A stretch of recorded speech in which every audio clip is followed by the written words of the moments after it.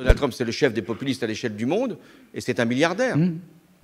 Hein, donc c'est souvent ainsi que font les plus riches, ils s'emparent des thèmes des plus pauvres pour les mettre à leur service.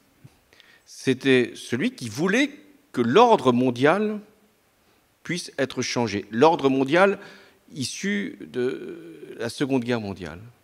Et depuis qu'il est président des États-Unis, l'accord sur le climat qu'on avait négocié à Paris, il l'a abandonné. L'accord sur l'Iran que nous avions négocié, nous, avec les États-Unis, pour éviter que l'Iran accède à l'arme nucléaire, mais qu'on puisse, en contrepartie, lever des sanctions. Il a rétabli les sanctions et il est sorti de l'accord. Et on le voit bien avec le protectionnisme, il met en cause aussi les Européens.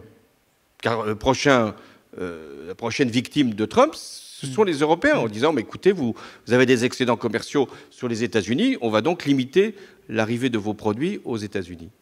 Donc c'est un changement. Et il faut bien comprendre le changement du monde qui est en train de se faire. Mais que faire sans cette relation privilégiée qu'on avait avec les États-Unis? Moi, je n'ai eu que 2 conversations téléphoniques avec Donald Trump. J'ai compris. J'ai compris qu'il n'avait comme seul but de défendre ce qu'il croyait être l'intérêt des Américains, l'argent des Américains, parce qu'il parle beaucoup d'argent, l'argent des Américains, et que tout le reste n'avait pas d'importance. Et qu'il irait jusqu'au bout. Donc il n'y avait pas à séduire ou à tenter de séduire Donald Trump, ou de le convaincre. Il faut un moment marquer un rapport de force avec lui. Et bien comprendre que si on ne l'arrête pas, lui continuera. Et il continue aussi à soutenir tous les populistes en Europe.